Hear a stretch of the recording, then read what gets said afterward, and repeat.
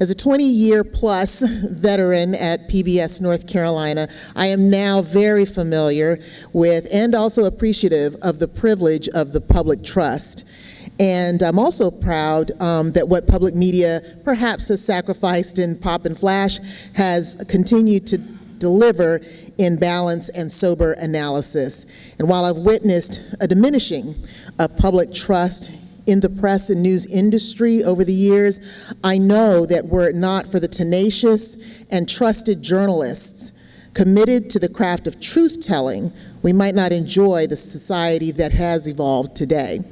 So in this session, we will explore where we are in our industry and the change before us as we head into the 2024 election. I want to introduce our guests who are going to be on the panel for the conversation with me this morning. Cierra Hinton is the Development Director at Blue Engine Collaborative. Cierra, go ahead and make your way to the stage, please. And the Blue Engine Collaborative is the organization. I'm sorry, I lost my place. And she is the former executive publisher at Scalawag, a Southern Black-led digital media organization, and she has experience in individual giving and fundraising for nonprofits, including Teach for America. Hinton is dedicated to finding and distributing resources to historically disenfranchised communities. Please welcome her.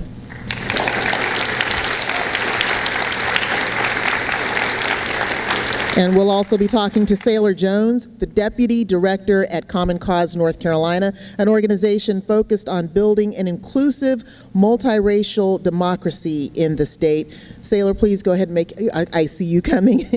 And he has extensive experience in social justice spaces in the South, including roles with Equality North Carolina, the League of Women Voters of NC, and NARAL Pro-Choice North Carolina. Jones is a transgender native of Warren County, a licensed attorney, and a graduate of the University of North Carolina at Chapel Hill and the North Carolina Central University School of Law. Yay.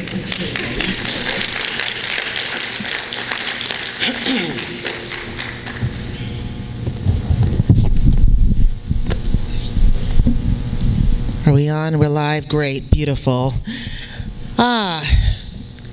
Let's just go ahead and sort of lay some groundwork here and talk. I would love to hear from you, each of you, about the current landscape of news that you see, as you see it. And share also if you've seen a transformation in recent years for the press. I'm going to start with you, Cierra. Sure, thank you. Hey y'all, great to be here, great to see all of you. For the folks who don't know me, I've been working in journalism since 2017, but I don't really think about myself as a journalist. I will claim the title of, now former publisher, but I'm not a writer. I'm not a reporter. I'm a storyteller, but usually my stories end with make a gift now, donate here. When I'm thinking about this work, I'm largely thinking about it through the lens of community organizing, which is something else that I've done a lot of. And so that's what's reflected in what I'm going to share this morning. And so really, I have sort of three thoughts. They may or may not be connected to one another, but just wanting to really share with you what's been top of mind for me lately. A quote that I really love is from Ida B. Wells that says, "People must know before they can act, and there's no educator to compare to the press." The reason I love that quote is because it gives a really clear mission for journalism. And that's to give people the knowledge they need to take action, create just change, and actualize democracy. Yet, I believe that journalism lacks a strategic process, a theory of change that allows us to live into that mission and support people in taking action. So when folks are made aware of injustice, but lack a way to channel that awareness and consciousness, they can grow apathetic and even fearful, and they disengage. So how then are pathways created for involvement? And to me, that answer is very simple and very plain and clear. People are organized. So that then leads, I think, to the question of what is keeping journalists from helping people take the next step, and how can we help them understand where they can go to do something. And so I think, when I think about the gap that I see right now, I think that continues to be a gap, and until we close that gap and think about what it looks like to really work alongside community organizers and organizations, civic and organizations and organizers, people are going to continue to get information but remain unclear about what to do. So really, I guess the TLDR on that is to affect the sort of change that actualizes democracy, news ecosystems must see themselves as a part of a larger social change ecosystem. I think the next thing that has come up for me recently is that workers are organizing.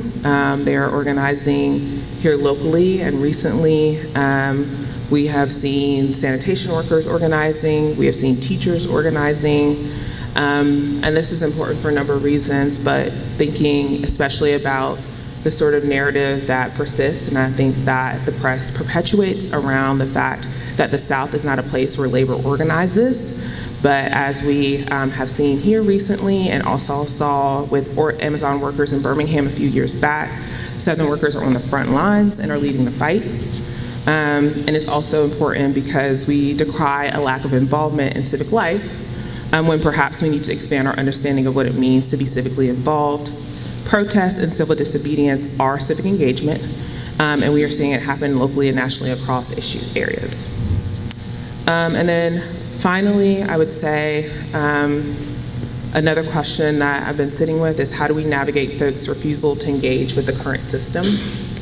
As folks are calling for a ceasefire and protesting the U.S.'s involvement in Gaza, many are saying they are not going to vote.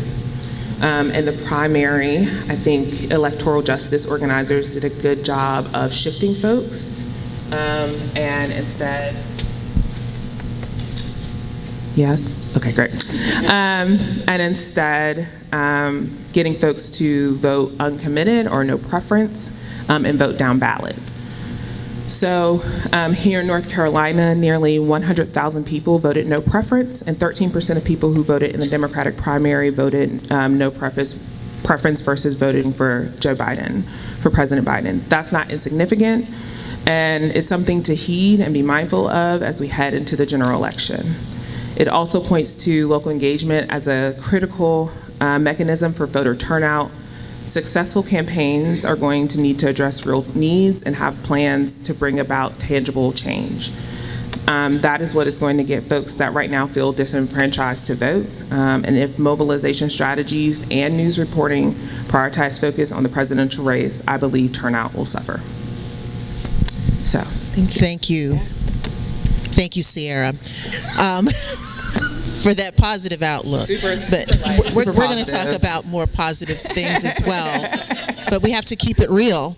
Sailor, what are you seeing in terms of the press, public perception, advocacy, public information?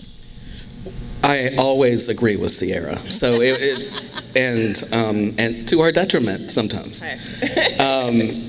I think I'm brought to these stages to talk about the threat of barriers to voting access, the scourge of partisan gerrymandering, and the specter of election sabotage and mis and disinformation during this election cycle, which will ultimately make North Carolina once again the epicenter for voting rights fights in the country in 2024. I think we all know that. And I think we all know these barriers to voting access are from a familiar playbook, but we are not always familiar with all the players. And what is happening in 2024 is very much connected to 2022. Not only did a red wave in North Carolina usher in a legislative majority, but also through some political machinations, a supermajority that is hell-bent on passing anti-voter laws. We all know that. We all know that. And I'm a nonpartisan organization, so this will be facts, but it also ushered in a 5-2 conservative state Supreme Court majority that is in lockstep with that legislature and is doing exactly what they asked for, which is to reverse a key precedent protecting voters months ago. That means that in 2024, we are facing what has been deemed a racially discriminatory voter ID law.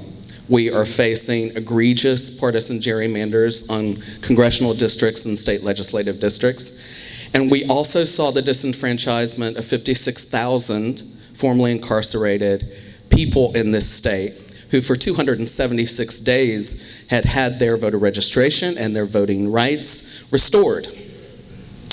Any one of these reversals would confuse voters.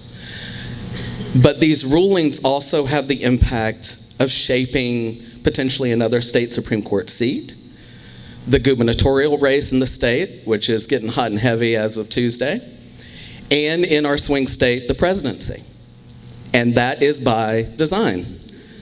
And so while we are seeing these reversals, which were largely unprecedented in the state and across the South and across the country, as a canary in the coal mine to the polarization of the judiciary that's happening in the South and elsewhere, the shorter term effect of that was giving the legislature carte blanche to pass even more barriers to voting access. Threats to mail-in voting, which as you well know is popular since in the post-pandemic environment. Threats to same-day registration, an important safety net for young people and others who are excited about voting, maybe for the first time. And also some changes that could threaten the most popular way to vote in the great state of North Kakalaki, early voting. And so this is paired, legislature in lockstep with the judiciary, with, as of Super Tuesday, one of the most polarizing gubernatorial races we are likely to see in our lifetime.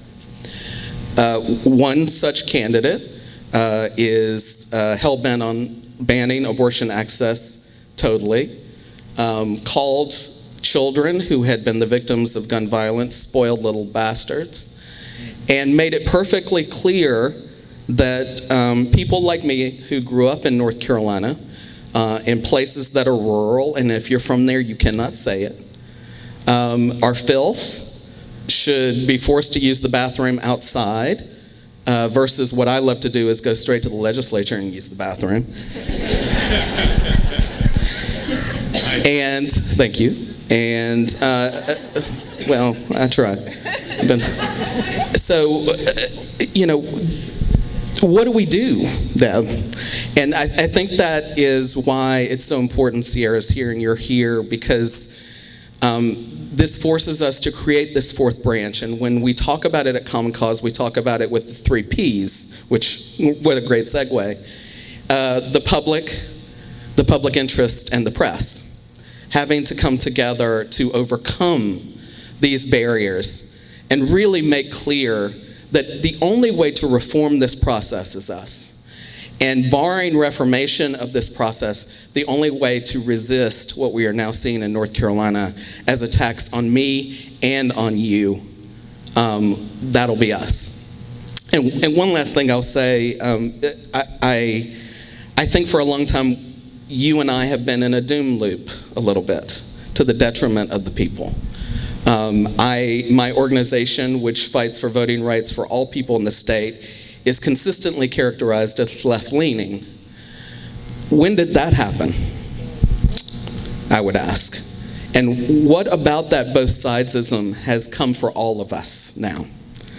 And so today I would just like to talk a little bit more with you and this panel about what we're going to do as a collective moving forward. Much like Cierra said, should be the collaborative that is both organizing and the media coming together in an unprecedented way.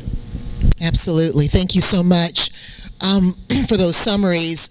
One individual who I think is a role model for us all to remember, Ida B. Wells, and were it not for her courage and tenacity, the stories of many lynchings would go uncovered and go unknown. And in the same way, I think that we as journalists, as storytellers, have to lean into the courage and can't be daunted by some of the things like the lack of access to public information. What are some other ways that the press, as you see it, Cierra and Sailor, are being suppressed, oppressed in our ability to cover and share those stories out? I mean, it's a lot. Brooks and Senator Meyer touched on the exemptions that the legislature has given themselves, for example, to public records, the limitations they have given to the public to access egregious changes to your own voting districts. One of the things that didn't come up, though, was the judiciary's role in this. And I keep mentioning the judiciary because, as Cool and the Gang tells us, we must get down ballot this year. And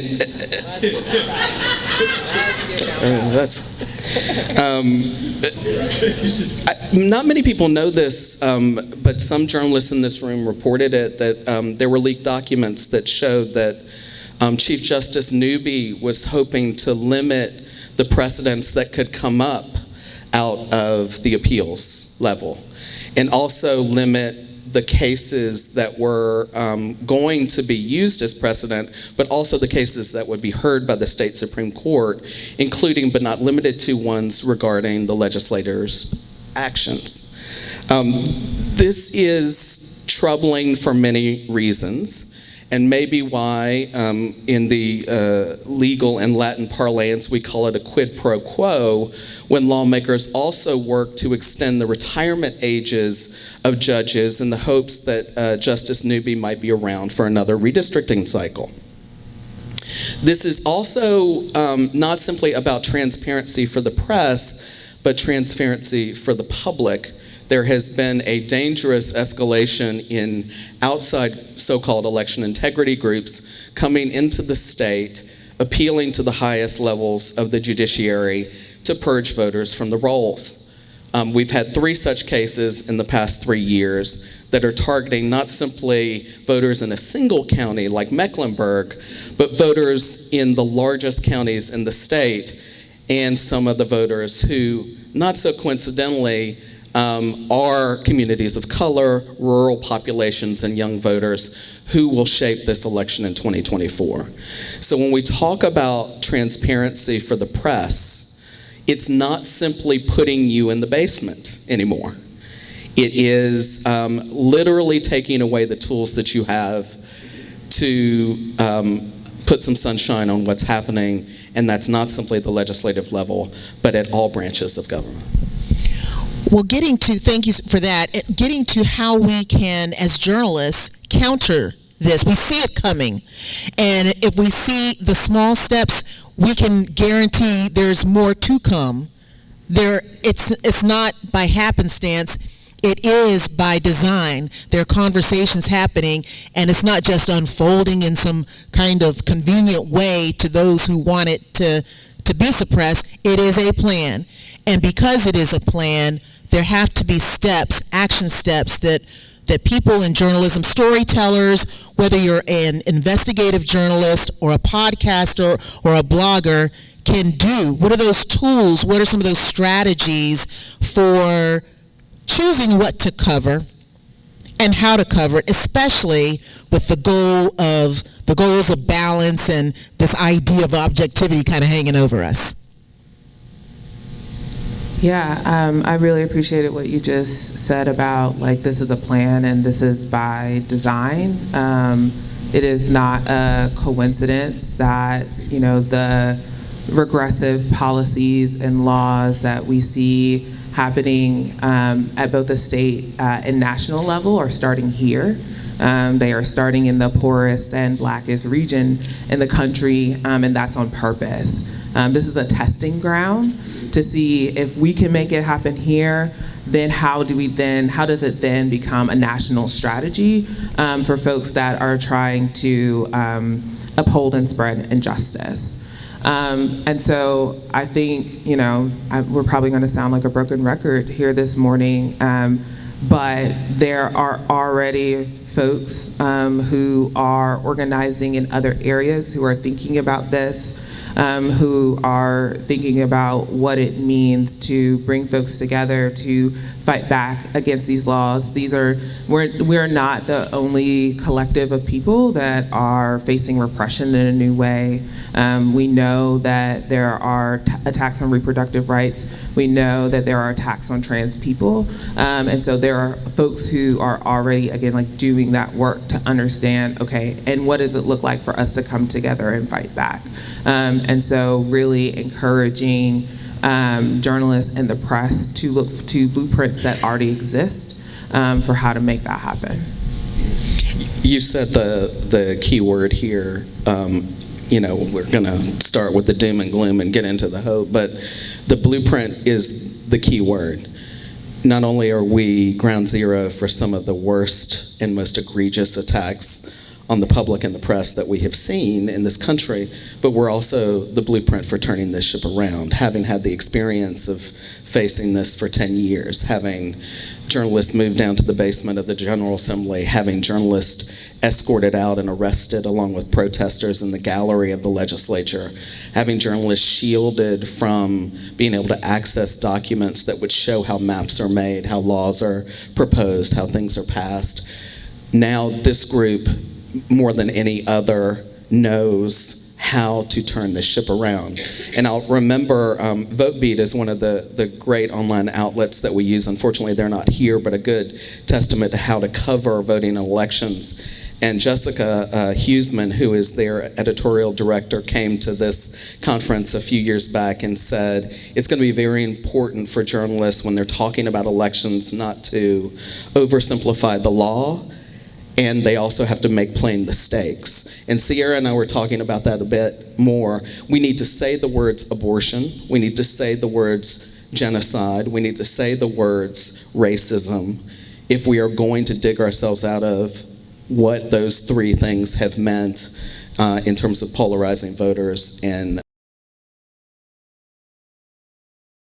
being labeled as political. Mm-hmm.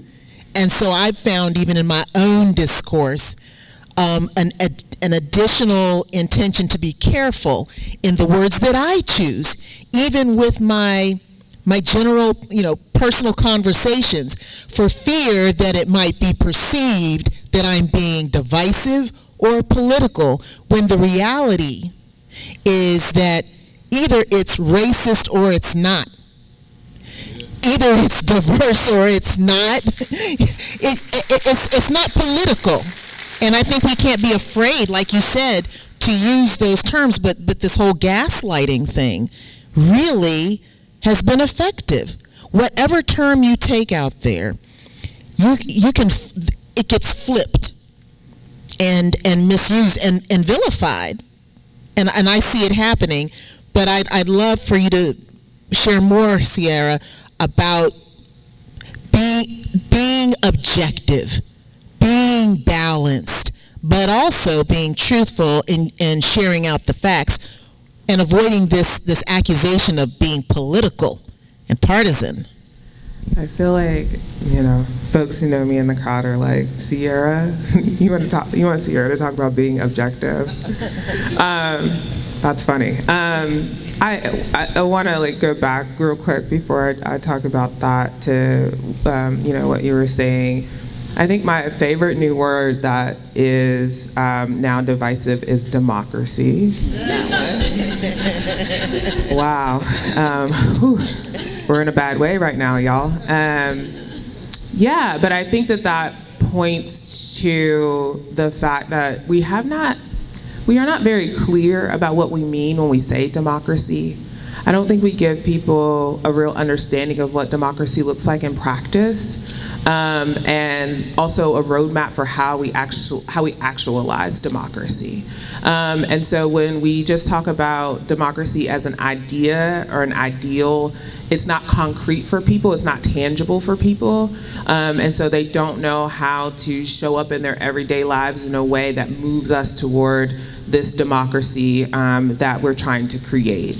And so really, and I'm also not really sure that we as journalists, as much as we are here to protect democracy, I don't know that we have a clear vision for democracy or a shared vision for democracy. So like, you know, my vision of democracy might not look like your vision of democracy. And if that's true and we're working together to protect and actualize this thing, we're not going to be working on the same plan towards the same goals. And so how do we have those shared values? How do we have that shared understanding? And then how do we, articulate that to the public so that we all know what it is that we're trying to accomplish here? And also, how do we make space for discussions about what this actually looks like? I think where objectivity comes into play there is that objectivity, when I hear objectivity, I think what folks are really saying is that they want high quality, rigorous reporting. And I hope that all of us can get on board with that. But objectivity implies that, when I'm writing something, when I'm producing media, that, I'm not putting my personal perspective into it, that you can trust that this is not coming through a particular lens or trying to accomplish a particular goal. And I struggle with that because, we know that, bias exists. We all have conscious and unconscious bias. So, it literally is just not a thing that can be real in that way. We don't write stories, and there's no way we can write a story and completely leave out our own perspectives and lived experiences. And to your point, the bias is not appreciated, but these days now the lens is appreciated. So someone who came up like I did learned, hide your lens. But today the lens is valued by some, and in some circles you have to know how to use that in an objective way, which is another kind of double-edged sword. And that's not a thing. It's just that's oxymoronic. And I think that, I think the lens through which storytelling, people tell stories is appreciated now because folks have come to understand that I need to grow an audience that does not look like me. I need to be able to reach people who do not look like me, but I actually don't know how to do that. And so I need to find somebody who does. I think that is great for the diversification of newsrooms and the diversification of the press. But we also need to learn how to relate to people who are not like us. So there's also work to do there. But what I was going to say is just I think objectivity also keeps us from being able to do that because it requires that we don't connect with people in a way that allows us to really recognize their humanity and our own humanity. And that is what keeps us from being able to know our audiences, to deeply engage them. And because I do what I do and I work where I work at Blue Engine, also get them to be paying supporters. It's almost like sincerity of intention. I just want you because you can bring me more of a certain kind of audience. You can help me grow my audience, but I'm really not all that interested in knowing about you or connecting with you as a storyteller. So I have to self-examine too. Even in the work that I do, it's, don't be out there trying to get content just because it fills this bucket. Learn something along the way, evolve along the way for myself. And I want you to, Sailor, if you would address a couple of words here. Silence, and how I see that things are able to transpire and move along because of silence and because of politeness. Yeah. that gets to the definition of democracy. And the way maybe we should be speaking about democracy moving forward is like the Constitution provides protections, is we need to assume that the audience we're speaking to has never truly felt democracy, period. That their language for speaking about esoteric terms is more like resources and resource inequity. It's more like representation. Can you get your legislator on the phone? When there's a flood or a hurricane, who's coming? And this is the way we are working actively to connect the issues you care about with the ballot box. But I'll say it's no mistake that the legislature passed these anti-voter laws immediately after passing some of the most polarizing legislation in the state. More challenges to public education, barriers to abortion access, politicking that led to more delays about Medicaid expansion. I love Black Issues Forum. Imagine a world where they pass anti-protest laws because of Black Lives Matter, and say so. We live in that world where our government is working to silence us, and the press and the public interest must do everything we can to amplify the voices so they are not silenced. And that is our fourth branch, and that is why this group is so powerful. Let's just take a minute to define democracy on this stage. What is it to you? How do you define it, Cierra? Yeah, well, I think before I even jump into defining democracy, another conversation that Sailor and I were having, and something I've been thinking about a lot, is Maslow's hierarchy of needs. And just the fact that again, you can't really get people to engage with democracy when they don't have food, they don't feel safe, they are depressed. There's a very clear sort of chain towards self-actualization. And so when I think about democracy, I feel like self-actualization is a necessary first step. That's right. Folks have to be able to be authentic and say I am me, and be accepted, for us to then be able to come to the table and figure out how we all work together. Democracy is multiracial, it is multi-generational, it is multi-ethnic, it is all these things, but if folks don't feel secure in themselves, they're not going to be able to come together to do anything. And so before we even launch into talking about democracy, how do we just get people's needs met first? But that is the other thing that these laws and policies that we've been talking about this morning do. They keep people from getting their needs met. They're not just silencing people, they're actively disenfranchising people. And, again, it's a direct attack on this thing that we're ultimately trying to work toward, this democracy. Agree. And, as speaking of democracy, a colleague shared with me one time what he understood it to mean. He said, social media is the biggest democracy because everybody's getting a voice. Well, everybody who has access and wants to put something out there. But the problem that I see, too, with that is that everybody who's got a voice is not necessarily putting out truth. There's propaganda as well. It's I've got the cleverness here to put some disinformation out there. And talk a little bit about what journalists can be doing to counter the disinformation out there and help the viewing and the listening public.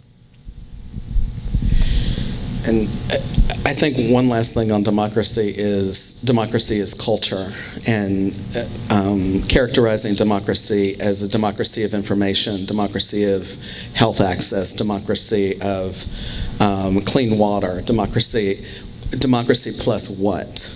What does it actually mean, and how many people get it, and if everybody doesn't, is it a democracy, period? I think once we get out of the doom loop where we are combative, where, to coin Joni Mitchell, I've seen the media from both sides now. I remember when we were at UNC TV and public affairs and punditry and politicians, everyone was together to provide trusted resources to the public. And then when the media was bled dry in the 2010s, advocacy groups would actively work with journalists to elevate voices, hire researchers so we could get you data, go to the grassroots, which is not something journalists get funded for, and elevate the spokespeople who are not a part of the democracy, to elevate those voices. And as soon as we were characterized as left-leaning, that relationship died. And I like to think of voting rights not as a direction, but as a right. And I am not left, I am right. And it is very clear to me that moving forward, we need to call it what it is. And I will do everything possible to help journalists do so, because if you fail, we fail. If county boards of elections fail, we fail. If Senator Meyer fails, we fail. And so there is no incentive but to assist journalists in finding the stories that will elevate those connections between democracy and everyday people. And I think journalists can also be doing more to go make those connections, so that it is not also just on folks who are already doing advocacy work and organizing work to come to journalists, especially because so many of them have been harmed by the work that we do. And so they are also distrustful of us. What are we going to do to go ahead and bridge that gap as well? And again, work alongside folks. What you said is key, because there has been that dwindling of public trust in the press and in the media. And some of that, while we have these social media networks, in some ways, we've become even less connected with local communities.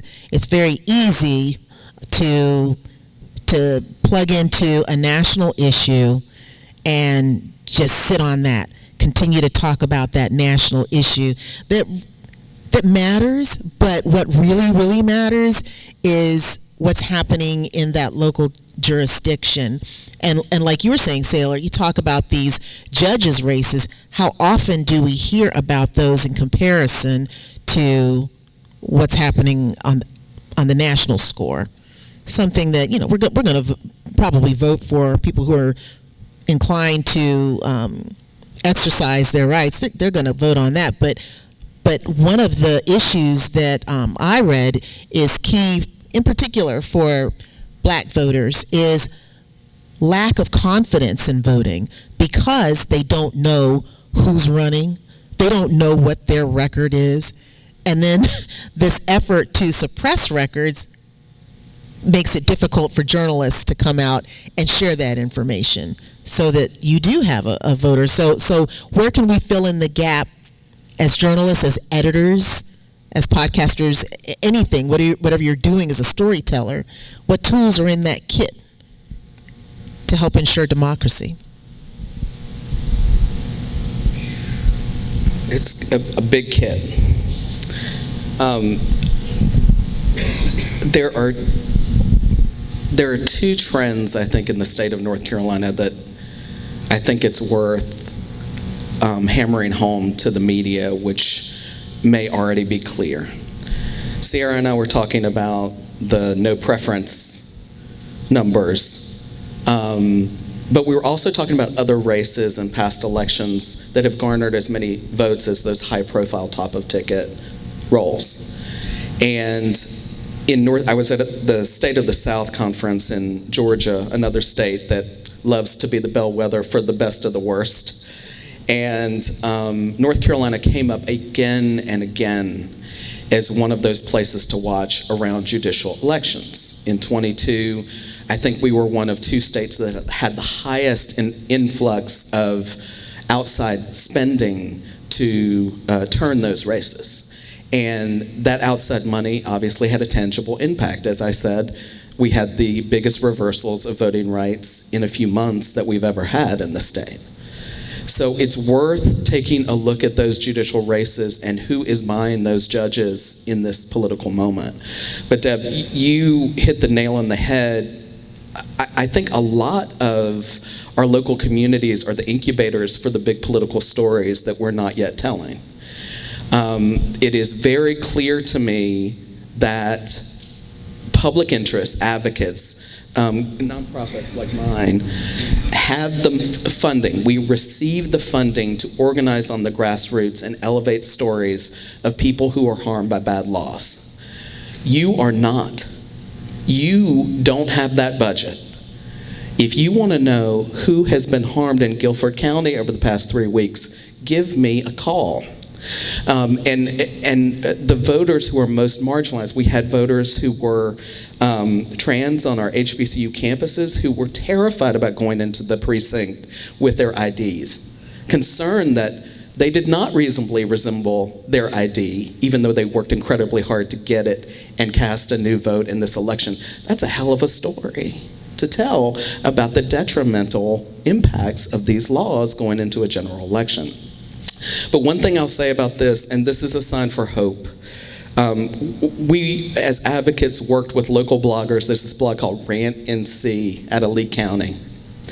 And we worked with the local blogger there to, with the tenacity of a heat of 1,000 suns, to get out the story of Robert Reeves Sr. I don't know if, I know people are familiar with Robert Reeves Jr., the minority leader at the General Assembly. Robert Reeves Sr. is a longtime county commissioner who fell victim to local gerrymandering and efforts by the GOP there to write him out of his Black Opportunity District after decades.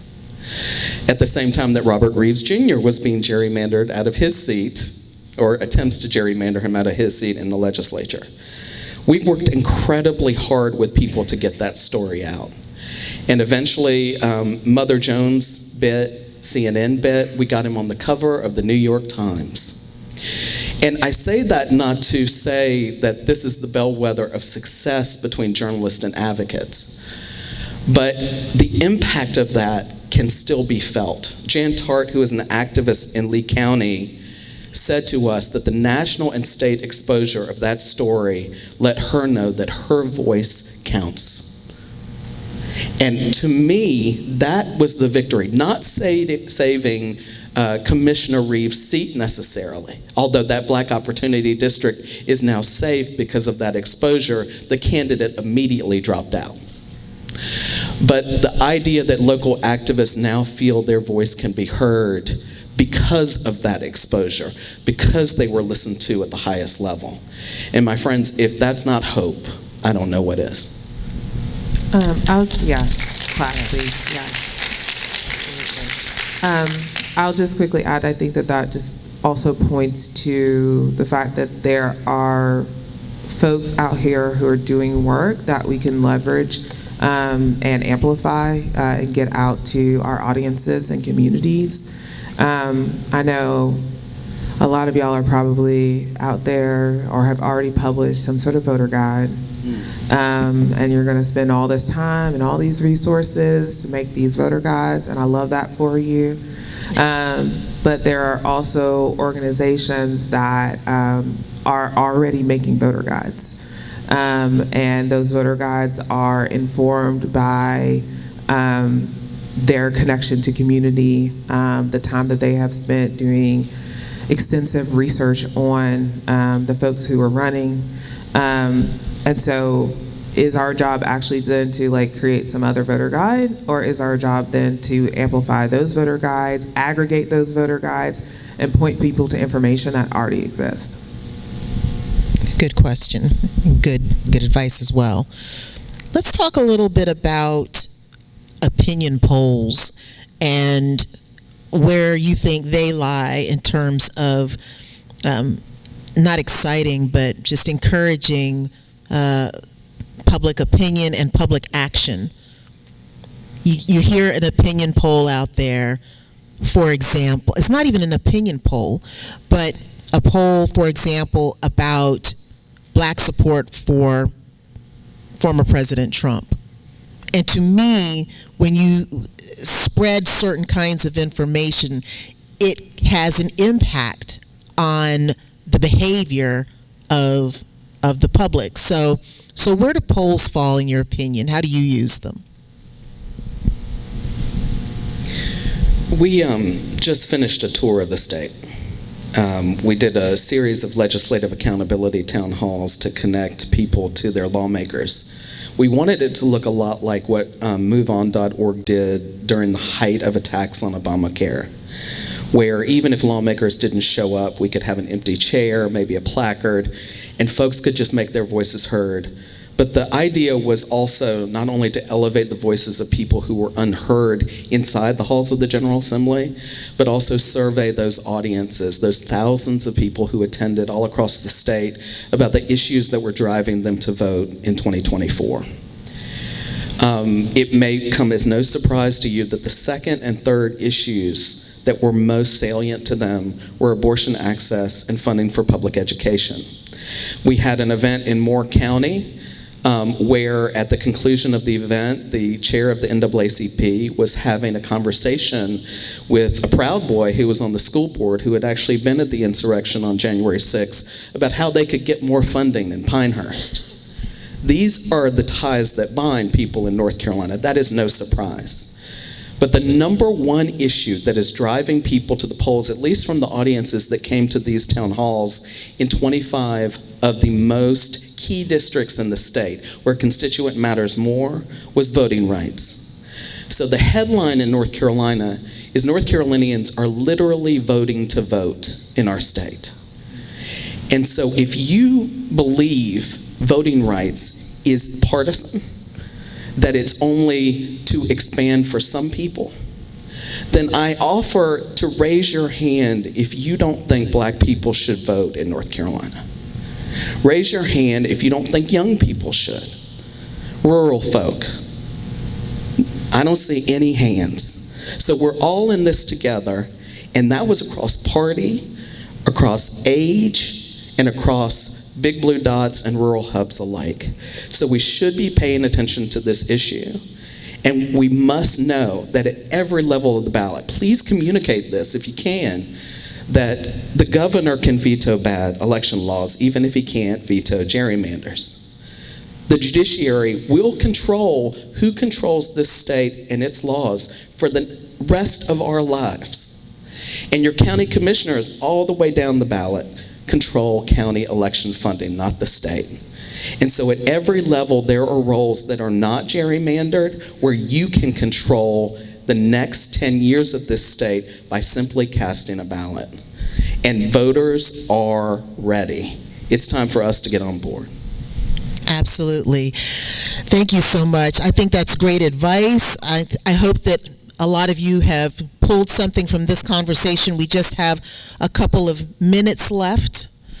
Is there anything that you want to wrap up with, Cierra, in terms of a charge to our information providers, our storytellers, and our journalists?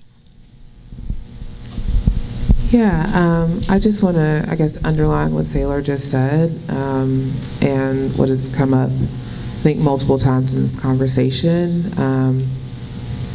Vote down ballot. Like, we really have got to get folks focused on local races, what's happening in their communities, and helping folks understand who are the folks that are running for offices, and what are those offices, and what does it mean, and how does it impact their daily lives. That is going to be what drives voter turnout.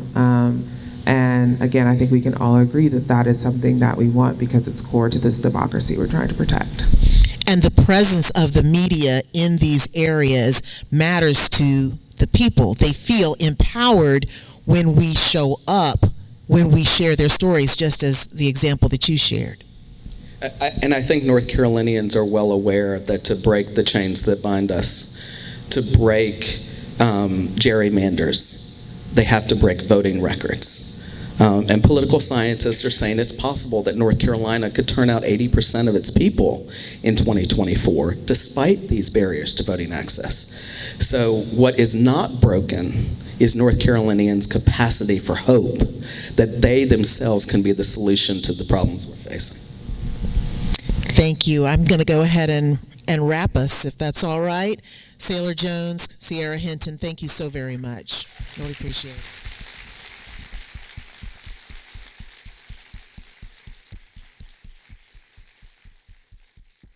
And I will turn this